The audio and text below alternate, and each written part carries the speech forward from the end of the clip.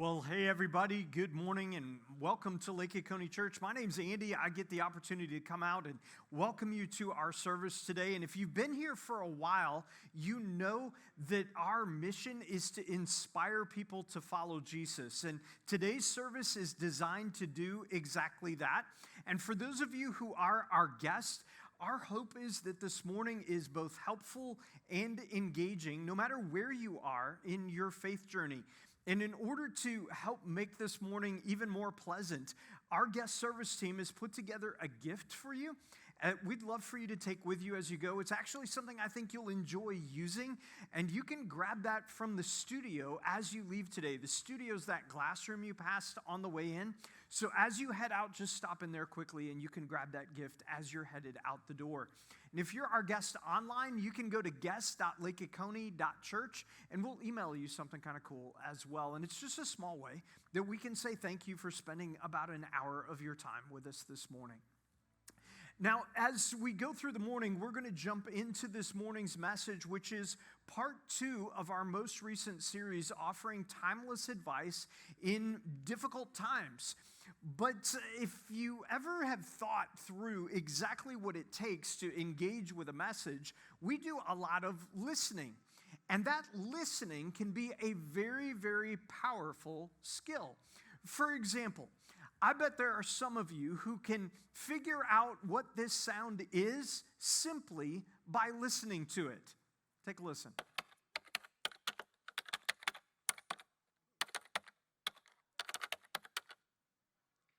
So you think you know what it is? Let's see if you're right. Take a look at this. Were you right? Yeah? Okay. Well, we'll try another one. This one might be a little harder. Something we've all done. Take a look, see if you're correct. See, we've all done that. Now it makes perfect sense. One last one.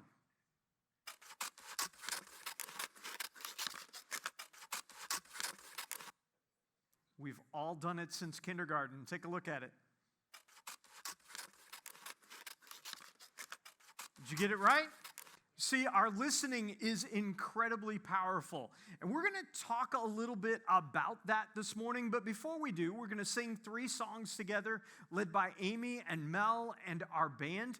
And as we go through those songs, one of those songs highlights how God is at work powerfully in our stories in the same way that he was powerfully at work in the stories of those that are recorded in the documentaries we have bound together in our Bible. So as we sing together, I hope that you'll be encouraged by that truth. So if you would, stand to your feet, say hey to someone near you, let them know how many of those listening tests you got right, and we'll keep this morning going.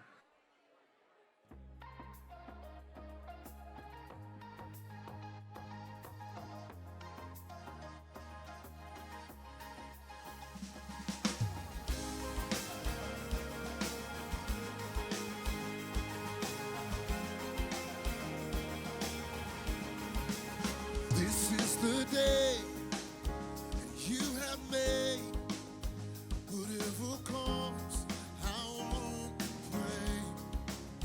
For all my hope is in your name, and now your joy awaits my praise. I give thanks for all you have done, and I will sing of your mercy. Lord, I am grateful.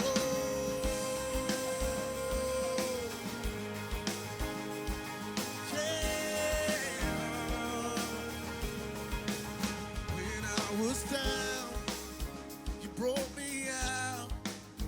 You set my feet on higher ground. So here I stand. You are my God. His faithfulness, my solid rock. Yeah, I give thanks for all you have done, and I will sing of your mercy and your love. Love is amazing.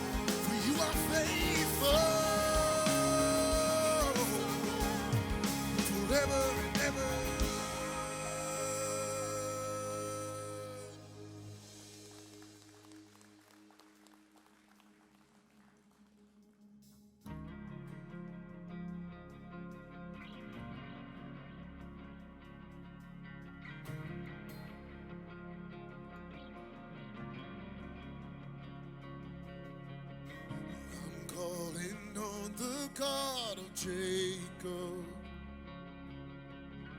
whose love endures through generations. I know that you will keep your covenant. I'm calling on the God of Moses,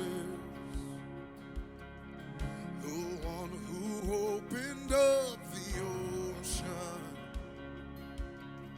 I need you now to do the same thing for me.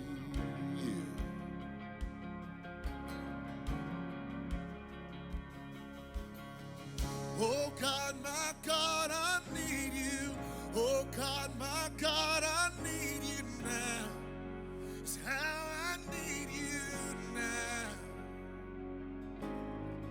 Oh rock of ages, I'm standing on your faithfulness. It's on your faithfulness.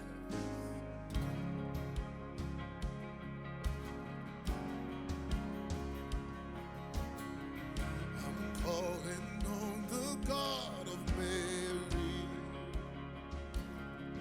whose favor rests upon the holy.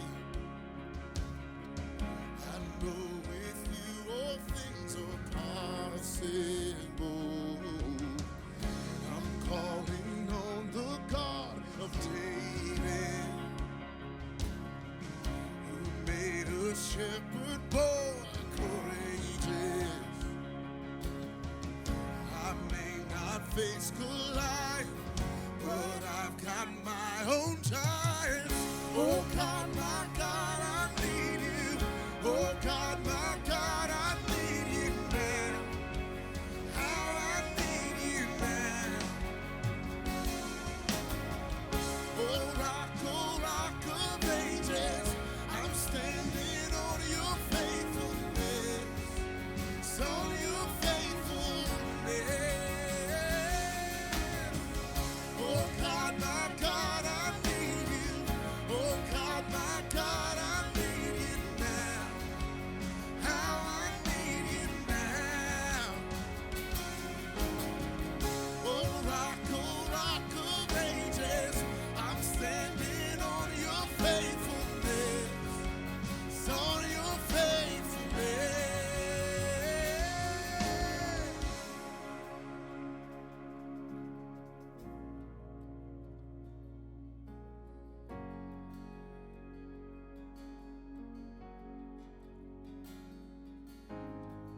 You heard your children then, you hear your children now. You are the same God. You are the same God. You answered prayers back then, and you will answer now. You are the same God. You are the same God. You were providing then. You are providing now. You are the same God. Yes, you are the same God. You moved in power then. God, move in power now. You are the same God. Yes, you are the same. You were a healer then. You are a healer now. You are the same God. Yes, you are the same God. You were a Savior then. You are a Savior right now. You are the same God. You are the same God. Oh God, my God, I need you. Oh God, my God, I need you now. It's how I need you now. Yeah. Oh rock of ages, I'm standing on your faithfulness. It's on your faithfulness. Oh God, my God, I need you. Oh God, my God, I need you now. It's how I need you now.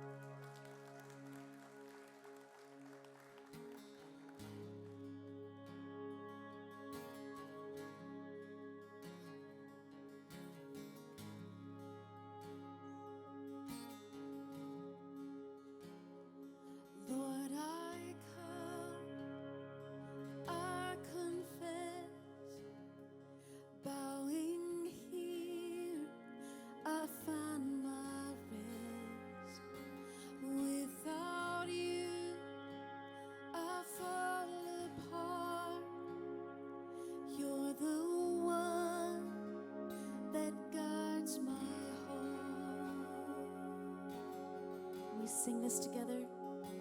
Lord, I need you. Oh, I need you. Every hour I need you.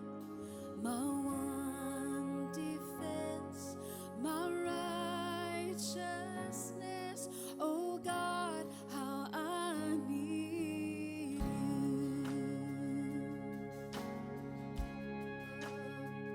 When sin runs deep, your grace is more. When grace is found, is where you are. And where you are, Lord, I am free. Holiness is Christ in me. Yes, where you are, Lord, I am free. Holiness is Christ in me.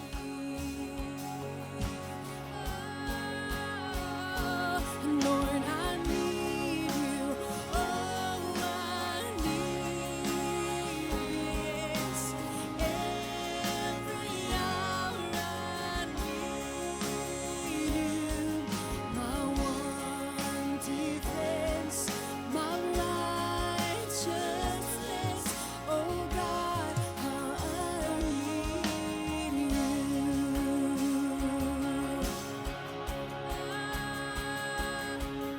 So teach my song to rise to you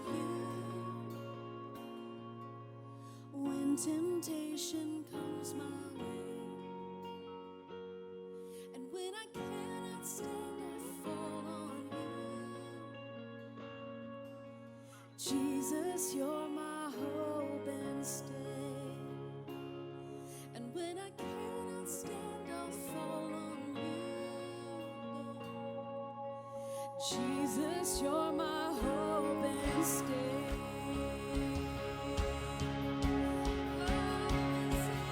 Lord, I need you. Oh, I need you. Every hour I need you. My one defense, my righteousness. Oh God, how I need you.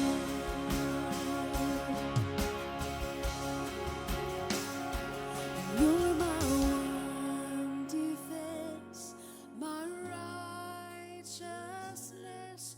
Oh God, how I need you.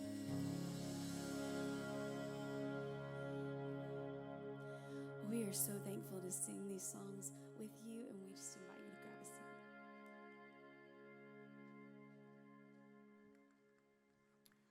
There are some moments where we deeply need to connect with Jesus, like we just sang about. And there are other moments where we need to connect with Jesus with skin on. We need a person, which makes sense because we were never intended to do our spiritual journey by ourselves. And it's one of the reasons that some of the earliest Jesus followers, that they talked continually about how they were involved in each other's stories, how they one another. And that's why we've been so excited over the last couple of weeks to open registration for small groups. Because right now down the hall, your preschoolers, they're in a large group teaching environment, and then they break into smaller groups together. And then as they grow up just a little bit, they go running down the hall in elementary school to our upstreet environment, where they slide into their carpet circle, where their small group meets. And there's a group leader who's waiting for them and looking for them. And our middle and high school students, as they meet right now in the alcove, they come together and they play some crazy games, and they have some music, and they listen to a large group teaching. And then they break into small groups to discuss, what does that look like for me at my stage, in my school, where I'm at right now? You see, at every stage of life, we need people, a group of people that is surrounding us, encouraging us to connect relationally and to grow spiritually. And that's what small groups provide for us as adults. And adult small groups around Lake Oconee, what those consist of is a group of people, about 14 to 16 people big, and those groups meet together, most of them weekly, for an hour and a half to 2 hours. They eat together, they pray together, they learn and grow together. And groups are where care happens in our church. Groups are where spiritual conversations happen. And groups are how we help a bigger church feel small and relational. And you still have an opportunity to jump into one of these groups. But that opportunity is closing because registration closes today for those groups. But there's a very simple way to express your interest. Simply go to groups.lakeoconee.church or take your phone's camera, shoot it at that QR code, click the link that pops up, and there you'll have a chance to answer just a couple of quick questions about your availability, your stage of life, and then we'll go to work connecting you with a small group that fits what you're looking for. And here's the cool thing about that. Later on this afternoon, this room will be filled with small groups that are meeting together for the very first time. In fact, there's more than 150 people who have signed up for groups. Some of them, this is their very first small group. For others, they've been in a small group and that group wrapped up and they're jumping into a new small group now. But whether your story is I've never been in a group or I've been in a group and that group ended and now I'm stepping into a new group, take this opportunity, like today, like right now, like get out your phone and finish this so that you can jump in to one of these groups as they are beginning to form over this next week. And I hope that you'll take advantage of that. And groups are simply one way that we continue that mission of inspiring people to follow Jesus as we lead people into a growing relationship with Jesus Christ. And to the many of you who lean in and intentionally take a portion of what God has provided to you and you invest that in our mission here, whether you use the buckets that are in the back of the room or you go through our Lake Oconee Church app, or maybe you go to give.lakeoconee.church and schedule a recurring gift there. However you choose to do that, thank you for being a part of this mission, both in Georgia's Lake Country and beyond. Well, in just a minute, we're going to connect with this morning's message, which means today that a screen will drop behind me here in a couple of moments because we have a variety of speakers here at our church, sometimes live on our stage, sometimes live from a nearby campus. And this morning, we get to hear from Andy Stanley. He's live on stage in Alpharetta today, and he's going to be bringing us part 2 of our series, You'll Be Glad You Did. But before we get there, I'd love the chance to pray with you. So let's take a minute to do that. Dear Heavenly Father, thank you for your love to us. Thank you that you express that love, not only through Jesus, but through the people that you put alongside us in our journey. And God, I pray for the person that's thinking right now, I really should connect in a group the way that so many others in our church have. God, I pray that you would provide the courage, the strength, the bandwidth, to lean in and to take a faith step in this way. And God, over these next few minutes, as we listen to Andy unpack a little bit more of who you are and what you desire for our lives, and just some very practical strategies for avoiding the grief that so many of us stumble into. God, I pray that it would be helpful, informative, but more than anything, that we would understand your heart for us because of it. I pray these things in Jesus' name. Amen. Hey everybody, Andrew Stanley here. We are out and about for the You'll Be Glad You Did series. We're giving out free advice, and also I'm hoping to get some free advice. So really hoping that we'll be glad we did this.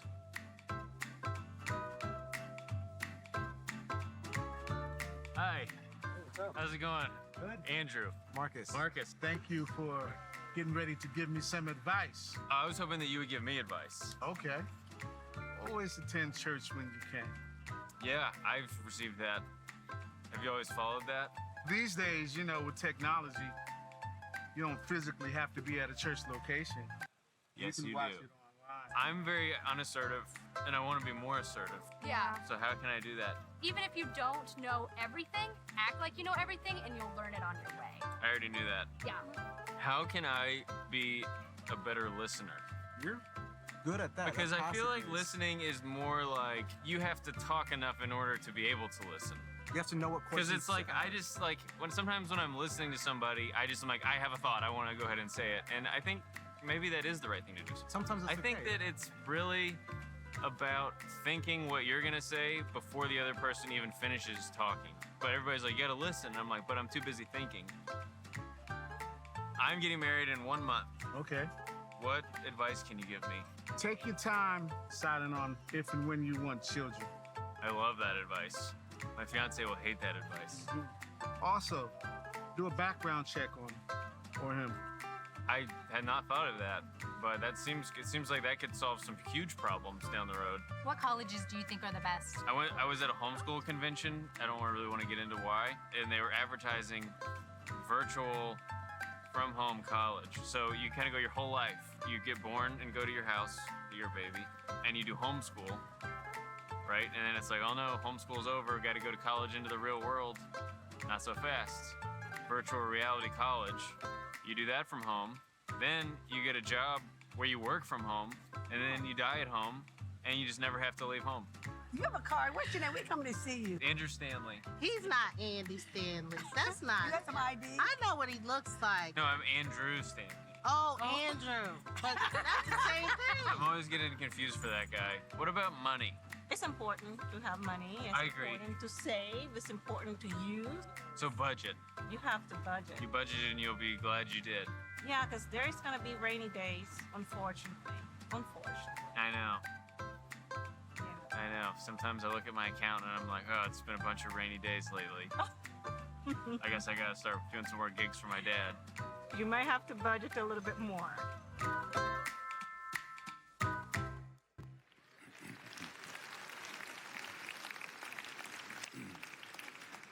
So, a couple things about me that maybe you can relate to. I don't particularly like to be told what to do. I think all of us have that in us when we're young, and then I realize that I still haven't outgrown that. I don't like to be told that I have to do something, even if it was my idea. Then I might like it, but when somebody tells me I have to do it, then even if it would have been a good idea if it was my idea, when somebody tells me I have to do it, I don't want to do it, and I know that's immature. I tend to think that my way of doing things is better than other people's way of doing things, even if it's something I've never done, which creates problems sometimes with my family. And I think it's because I'm human. Do we have any other humans in the room? Any other humans in the room? Yeah, you can relate to some of that. I don't know what this is, but this has always been a kid problem. I don't like to read instructions, which means oftentimes I have to do things twice, assuming I can undo the fact that I did it wrong the first time. I don't know if you've ever had to do that. It's why I can't cook. Sandra tells me all the time, anybody, if you can read instructions, you can cook. I'm like, I know. That's why I can't cook, because I just can't seem to follow instructions. When we got engaged, we heard that we should go through premarital counseling. And I'll just be honest, my first response to premarital counseling is, so another guy, because it was always men back then, another guy is going to tell me how to run our relationship. That was my first thought. And then I thought, marriage, how hard could that be, right? But we did go through premarital counseling, and I'm so glad that we did. And Sandra is really, really, really glad that we did. And that leads us to our series. Today we are in part 2 of a series entitled, "You Be Glad You Did, Timeless Advice for Troubled Times." We have all lived long enough, right? We've all lived long enough to reap the benefits of some good decisions we've made, to reap the benefits of some good habits we've developed, and we've also lived long enough to experience the consequences of bad decisions and bad habits. Every single one of us, this isn't a religious thing or a Christian thing, this is just a human thing, right? We all have stories that end with, "I'm glad I did." Unfortunately, we have stories that end with, "I wish I had." Stories that end with, "I'm glad I didn't," and stories that end with, "I wish I hadn't." So In this series, if you're just joining us in this series, I'm offering unoriginal, you'll be glad you did advice. These are not moral or ethical imperatives. These are not commands. These aren't rules. But this is advice that will but this is advice that, but if you take this advice, it will all but ensure that you don't break the rules that have the potential to break you, or the potential to break your heart, or the potential to break the heart of someone that you care about. And in session 5, I'm going to give you some advice that will actually keep you from going broke. Now, this advice, like all the advice you give, because all of us have given someone advice through the years, and all of us will continue to give advice. This advice is like the advice that you give in that it sits between the rules. Again, this isn't right versus wrong, legal versus illegal, moral versus immoral. All of this advice sits in the realm of wisdom. And the working definition for wisdom that we're using in this series is simply insights informed by the knowledge that life is connected. That insights informed by the knowledge that life is connected. By life is connected, that means that one thing leads to another, that today's decisions become tomorrow's consequences or tomorrow's rewards, that the decisions, and this is huge depending on how old you are, that the decisions that we make in one season of life have the potential to shape the next season of life, and you can't go back and live a season. So the decisions we make, they follow us throughout our lives, and there's a sense in which, our decisions are the steering wheel of our life. So life being connected, this is something we all discover at some point along the way. It's the thing that we want our kids to understand, right? That the past is going to show up in the future. So my unoriginal, you'll be glad you did advice for this week is one word, and it's the word listen. Which is really odd advice to give a group of people sitting quietly in rows facing forward, I realize. And I also understand that without some context, this could actually be bad advice or not always good advice. But if we're honest, and we're mature enough to follow this, if we're honest, nobody really ever has to tell us to listen to information or tell us to listen to advice that we already want to hear, right? Nobody has to say, listen, this is important when it's something we want to hear anyway. How many times do I have to tell you, order dessert, okay? Said no one, all right? No one's ever given you this advice. Or, look, you need to buy those shoes, call him back. You need to move in, buy, lease the car, charge it, hide it, excuse it. Don't apologize, don't ever apologize, right? The advice that we want to hear, the things that kind of feed an appetite, those things, nobody has to tell us. Confirmation bias is strong in all of us. Nobody has to tell us to listen to what we want to hear or, again, take advice that feeds any one of our multiple appetites. But it's pausing, it's unfolding our arms and agreeing to listen to what we don't want to hear. That's the challenge, and that's what today is about. And that, if I can just be honest, that's actually maturity. That being able to uncross your arms and listen to what you don't want to hear when you don't want to hear it actually puts you ahead of most people. It puts you ahead of the pack. It will keep you out of trouble. It will pretty much ensure that you will write a story that you won't be embarrassed to tell, a story that you're proud to tell. But it's not natural, is it? Natural is, tell me what I want to hear. Tell me what I want to hear. Or if you're not going to tell me what I want to hear, then just don't tell me anything at all. Now, if you lose track or you decide not to watch the rest of this message or you get distracted, what I'm about to say next, this is a big takeaway. It's not the biggest takeaway, but it's something I hope you'll never, ever forget. And maybe the way I say it is a little clunky, but you'll get the idea. Refusing to listen to what we don't want to hear that we need to hear is a gateway decision. Refusing to listen to what we don't want to hear that we need to hear is a gateway decision. Let me explain what I mean by a gateway decision. The worst thing you've ever done in your life is not listen. But perhaps the worst thing you've done in your life was the result of refusing to listen. Your greatest regret in life isn't that you didn't listen, but perhaps your greatest regret, or perhaps many of your regrets, stem from the fact that somebody tried to tell you something and you didn't listen. refusing to listen when we need to listen, refusing to hear what we don't want to hear when we need to hear it is a gateway decision. Again, as we said last time, all of your greatest regrets are preceded by a series of unwise decisions. All of your greatest regrets are preceded by a series of unwise decisions. And refusing to listen when we need to listen, to hear what we don't want to hear when we need to hear it, is an unwise decision, and it sets you up and it sets me up for regret. Now, I notice no one's writing any of this down, and you don't need to write any of this down because we already know, we have one wonderful note taker on the front row, which I just love that. I'm such a note taker, or grocery list. It doesn't matter. Make me, feed my ego. Anyway, we don't need to write any of this down because we already know this. And the reason we know everything I've said so far is true is because we've been on the other side of this. Every single one of us has watched a friend, a family member, someone we care about at work. We've watched them begin to make bad decisions, and we've tried to get in front of them and kind of head them off at the pass. And, it was just so obvious to us, don't go out with him. Don't go out with her. I'm just telling, don't take that job. Really, I don't think you should take that trip. Don't call him. Don't call her back. And from our perspective, it is so obvious what they should or shouldn't do. Because from the outside looking in, it's just so clear. I mean, every single person listening, whether you're watching online at any of our Atlanta area churches here with me, every single one of us can think back maybe in the not too distant past where we tried to talk somebody out of something, and it was so obvious to us that they shouldn't do what they were about to do, or that they needed to do something they didn't want to do. I mean, it could not have been any clearer. In fact, all of their friend group, anybody that knew about the situation is like, they're going to do what? It was so clear to everybody but them, which is the point. Because to the people on the outside of you and the outside of me looking in, it's so clear. And if I will pause, and if I'll be humble enough to listen, and if I'll uncross my arms, in my experience, I'm always glad I did. In your experience, you're probably always glad you did as well.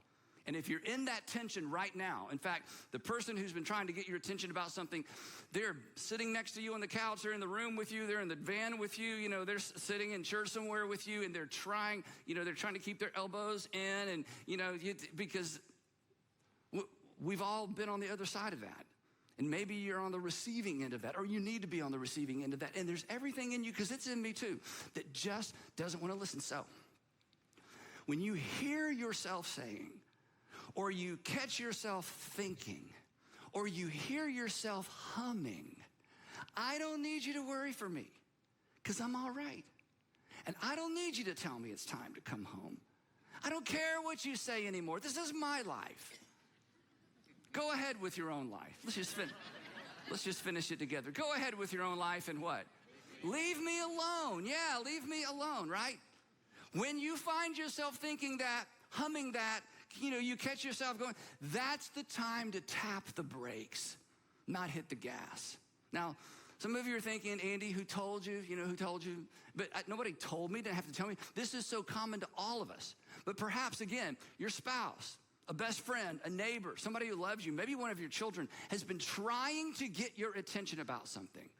So, just uncross your arms, keep your mouth shut for a moment, and just listen. They may see something you can't see. They may have a perspective that you lack. You may be so wrapped up, and this is all of us. You may be so wrapped up in an appetite, in the emotions generated by that appetite, you really, genuinely can't see straight or think straight, and you need to listen. And while you're listening, without interrupting and with your arms uncrossed, you need to pay attention to the tension. In other words, while you're listening, you need to ask yourself the question, and this is hard for us. Okay, Andy, what's really going on here? What's the real issue here? Why are you being so stubborn? Why are you so offended? Why are you so emotional? Why is this getting you so churned up? Andy, what is this really all about? Why are you pushing back so hard? Because in that moment, that advice, regardless of who it comes from, may rescue you from yet another regret. Now, King David, we're pretty much all familiar with King David. King David was the second ancient king of Israel. And when King David died, his son Solomon took the throne. And when Solomon took the throne, became the king of Israel, he was about 20 years old. Frontal lobe development was still a few years off. And now he's the king of Israel. Just think about that, but don't think about it too much. Now, the good thing about Solomon in those early years, this is so interesting, he was wise enough to recognize and humble enough to admit that he didn't know what he was doing. And this is difficult for anybody, but it's especially difficult for young men, right? He was wise enough to recognize and humble enough to admit that he didn't know what he was doing and he needed help. And his biographer actually documents a prayer that he prayed that I think is an extraordinary model prayer for anybody who's trying to get the listen to what we don't want to hear when we don't want to hear it thing right. Here's what Solomon prayed. He said, "Now, Lord my God, you have made your servant," talking about himself, "king in the place of my father David, but I am only a little child. I mean, I can't even wear his clothes. I look kind of crazy sitting on his throne. I mean, what am I doing in this position? And I don't know how to carry out my duties." This is a great start. This is the right posture. This is the posture we should try to maintain throughout our lives in just about every single role we fill, regardless of our experience and regardless of our age. And then here's his request. Listen to this. This is so powerful. This would be a great prayer to incorporate into your prayer life. "So give your servant a discerning heart."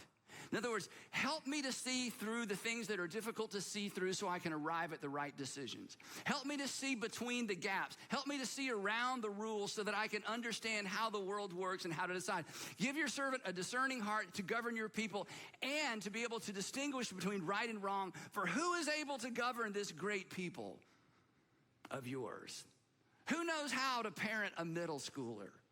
Who knows how to parent a high school student? Who knows how to raise a child? Who knows how to lead a company? Who knows how to be a good husband or a good wife? I mean, you just pick the role, you just pick the arena, and you open up your heart and your arms, and you say, "God, I really don't know what I'm doing. I've got some success, but hey, I've never been in this season of life before. Just give me discernment. Give me the ability to discern between right and wrong in this season of my life." And here's the result of that prayer. Some of you know this story. "And God gave Solomon wisdom and very great insight and a breadth of understanding as measureless as the sand on the seashore." There's something going on here I don't want you to miss before we continue. Okay, this is really important, okay? You know that water follows the path of least resistance, right? That water follows the path of least resistance. Wisdom does as well. Wisdom does as well. And humility creates receptivity, which results in wisdom. That's why the moment, I don't care what it is, who's saying it, the moment we immediately begin to resist before we listen, we are no longer receptive. And wisdom follows the path of least resistance, and pride is the resistance. And here's the outcome of his story. And his fame spread to all the surrounding nations. The text tells us, his biographer tells us, that kings and queens and dignitaries came from all over that region of the world to sit at Solomon's feet and just listen to his wisdom. Now, with that as a backdrop, this is fascinating and I think a bit surprising. The man, Solomon, who apparently needed no one's advice, wrote more about seeking advice and refusing not to listen to advice than any other ancient author and any biblical author. The guy who didn't need anyone's advice because he was so inherently wise and had this extraordinary supernatural insight, the guy that never needed advice wrote more about taking advice and refusing the consequences of refusing to take advice than any other ancient writer and any biblical author. So I'm going to give you a few samples of what Solomon said and make a few comments along the way. Then I'm going to give you some practical steps at the end. Here's a good one. "Instruct the wise, and they will be wiser still." Implication: nobody is ever so wise that they don't need outside counsel or advice. No one is ever so wise or gets to the place where they're so wise or so smart that they can't benefit from input from the outside. Here's another one.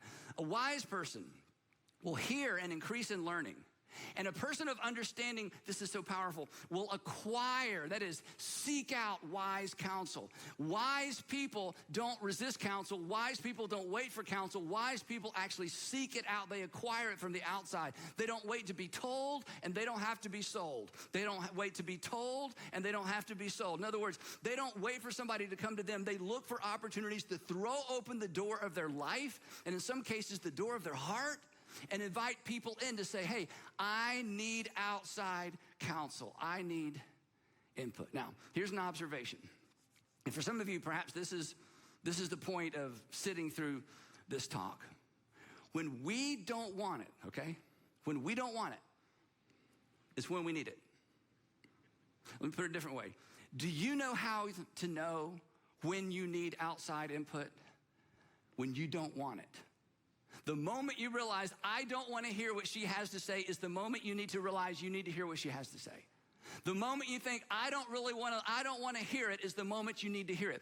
The way that you know, I mean, this is so clear, right? The way that we know that we need advice, the way that we know that we need wise counsel, is the moment we find ourselves resisting it is an indication that we need it. With that in mind, here's what else Solomon says. He says, the way of a fool, this is harsh. The way of a fool is right in his own eyes. Look, I got this figured out. I got it.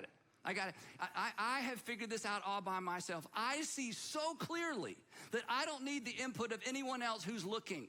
I can see this so clearly, even though I'm kind of in my own head, caught up in my own emotions, my appetites are enraged. But hey, you know what? I see so clearly I don't need any outside counsel. And Solomon says, well, then you're fooling yourself, which makes you a fool. You are about to make a decision that assumes life is not connected, that what you do today is not going to impact tomorrow, or you are blind to the fact of how it's going to impact tomorrow. But there's somebody out there somewhere that can connect these dots for you.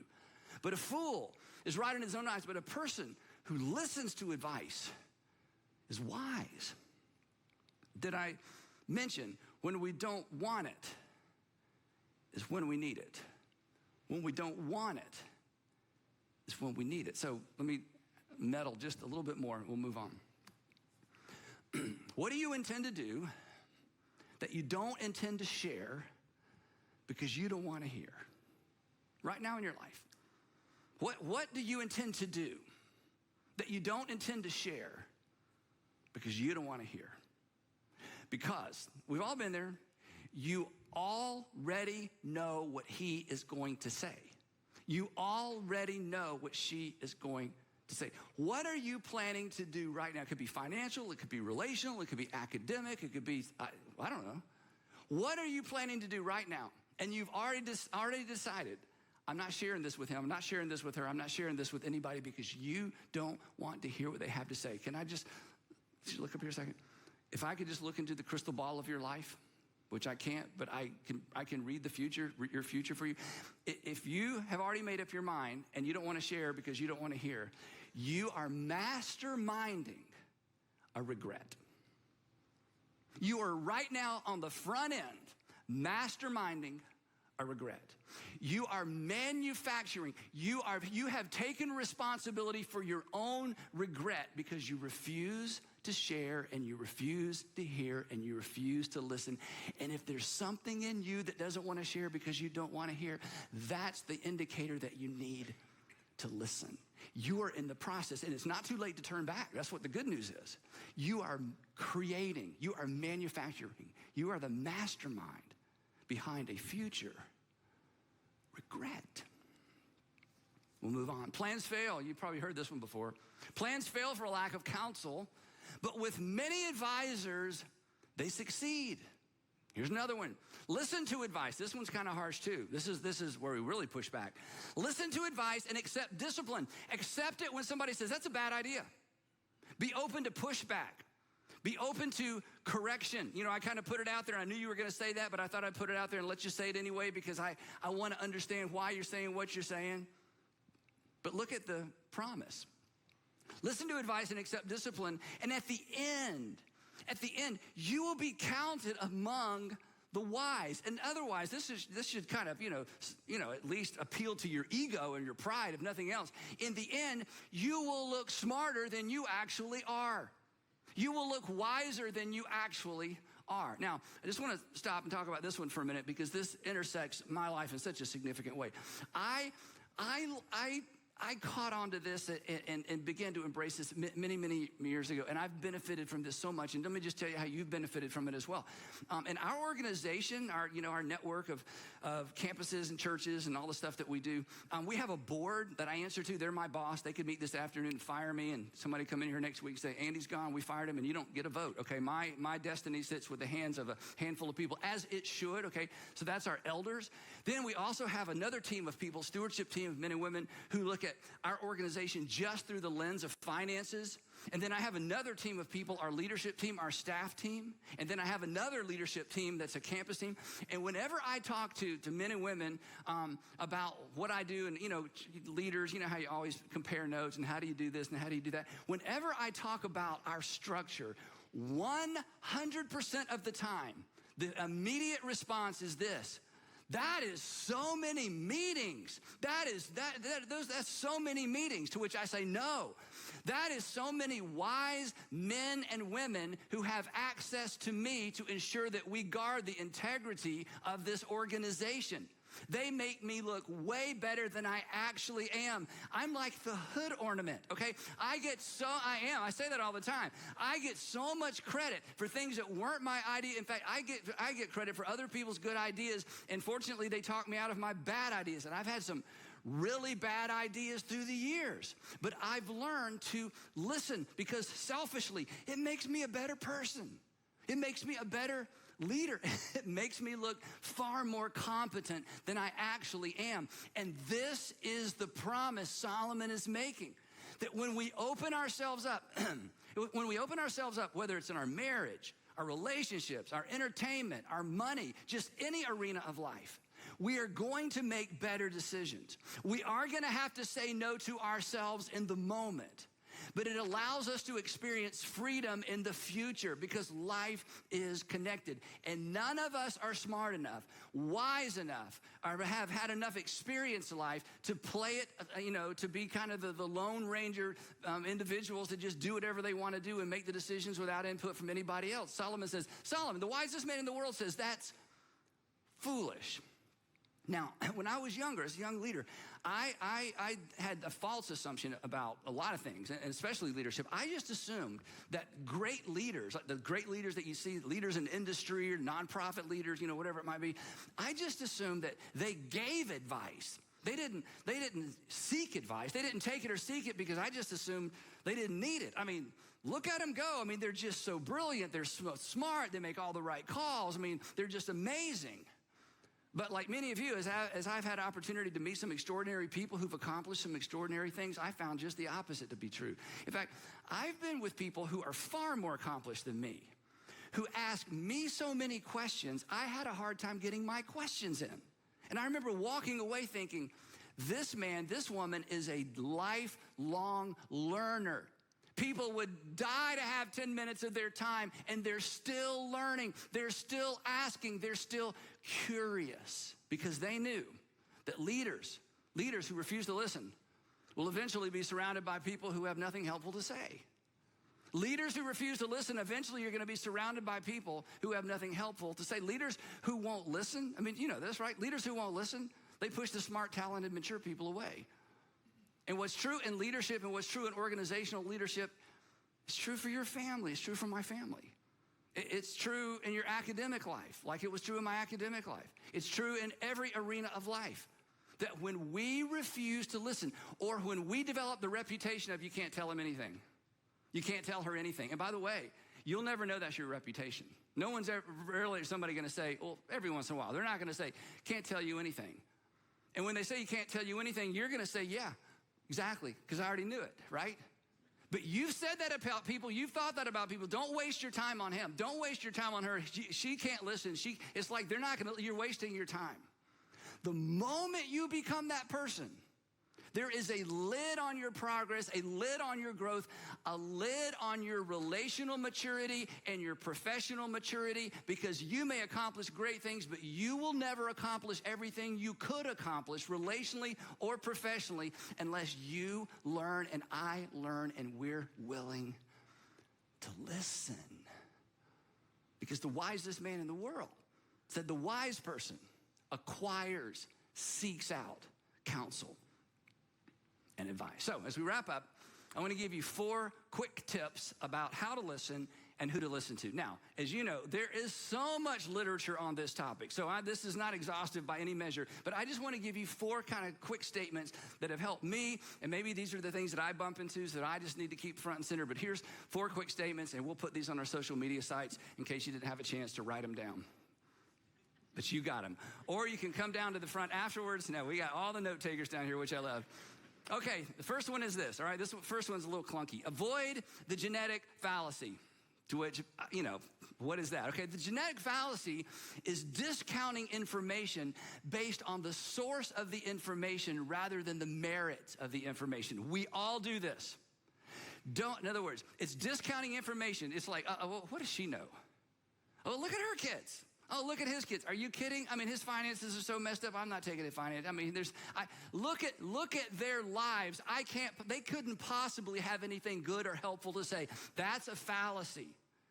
To just kind of state it bluntly, bad people can still give good advice. Bad people, unsuccessful people can give good advice. People who have never done what you're trying to do can still give you advice that will make you better at what you are attempting to do. Now, I tell you the group that, and if you're not a Christian or a religious person, if you just not listen to this next part, that would help me tremendously, because I wasn't sure if I should say this, but I'm going to say it. So if you're not a Christian, just, don't listen to this. As Christians, we should be the best at this. You know why? Okay. Because in churches all over the world every Sunday, we incorporate the writings and the lyrics and the text of a man who basically forced himself on a woman, then got her pregnant, had her husband, who was his loyal servant, murdered, and then married her and covered the whole thing. He wrote a lot of the lyrics that are in our worship songs. Is that a little cringy? Yeah. Yeah, it's like, you read the Psalms. It's like, if you're a Christian, you read the Psalms. This is so comforting. Do you know who wrote that? Do you know what he did? And it's like, yeah, but that's different. Exactly, it's different. And the same is true, again, we, of all people, we should have the grace and the openness to receive information, helpful information from just about any sort, because we're the people who worship a God of grace. In other words, another way of saying it is don't buy the lie of cancel culture. And, everybody's talking about cancel culture, but my synopsis of cancel culture is this: the cancel culture lowers the IQ of the entire culture. Or to put it a different way, if you were in this moment to forget everything you've learned from imperfect people, you would forget everything you know, including your name. Let me say that again. If you suddenly forgot everything you've learned or been taught by imperfect people, you would forget everything you know, including your name. So don't fall for the genetic fallacy, okay? Just because the source isn't someone you trust or even respect, don't discount what they say, because there may be merit in it, and you're mature enough to know that. But again, this happens quickly. It's like, I can't listen to that. Look at the source. Don't fall for that. Number 2, moving on. Number 2, don't assume expertise in one area makes you an expert in every area. Don't assume expertise in one area makes you an expert in every area. This is kind of a guy thing, okay? Because I'm super successful here, I know everything there is to know about everything in every category, right? The more successful, success is intoxicating. It just is. Success is intoxicating. The more successful we are somewhere, the smarter we think we are everywhere. It's just how it works. I was a kid once. I know how to raise one. That doesn't apply to raising kids or surgery or dental work or a variety of things. I had surgery once. I can do this. No. You had one, you can't perform one, okay? So just because we have expertise in one area, it doesn't make us an expert in other areas. Again, this mitigates against our pride. This is an issue. That logic just doesn't hold up. Number 3, don't confuse experience with insight. okay? Don't confuse experience with insight. This is what we do. I have all this experience in my life, so therefore I have all the insight I need. I don't need to listen to anybody else. So we say things or we think things like this. Well, I wasn't born yesterday. We knew that. So this is not my first rodeo. That just means you're good at rodeos. Great. That's not what we're talking about, right? I've been around the block a time or two. That may just mean you're dizzy. I've been around the block a time. That just means you're old. Not necessarily wise. This is important. Listen, look up here. Experience does not make you wiser. Evaluated experience makes you wiser. Experience doesn't make you wiser. Experience just creates a rut, a habit. Experience doesn't make you wiser. Evaluated experience, that's what makes you wiser. And then number 4, this is what we talked about last week, but this is worth repeating. Number 4, listen for, I know. Whether you're thinking it or you're saying it. We talked about it last time. Listen to yourself. When you catch yourself saying, I know. Here's what you're saying. Shut up. Shut up. That's what you're saying. I know. But knowing doesn't equal doing, and knowing doesn't mean you will do, and you already know that. One doesn't necessarily translate to the other. And, come on, knowing without doing is worse than not knowing. Knowing without doing, just if I can leverage a biblical term, knowing without doing makes you a fool. Knowing without doing says, you know what, I know what I should do, and I know what the consequences might be if I don't, but I'm gonna do what I wanna do anyway. Proverbs says, Jesus says, that's a fool. Because the fool has said in his heart, life is not connected. There is no God. Everything about life is just random. So, wrapping up. At some point in all of our lives, we have said or thought, I should have listened, right? I should have listened. Refusing to listen is a gateway decision. It's not the worst thing you'll ever do, but it could lay the groundwork for the thing you regret for the rest of your life. It leads to regret. We've all thought or said this, I should have seen it coming. I should have seen that coming. Chances are someone else saw it coming. And they either tried to warn you or you had fended them off so many times before, they're like, there's no point in talking to her.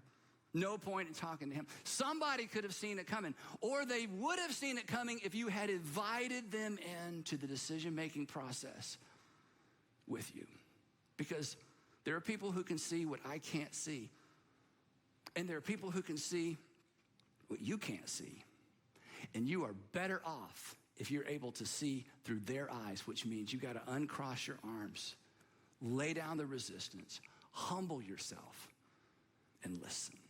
In the words of James, the brother of Jesus, be quick. Remember this? He said, be quick to listen, but not so quick to speak.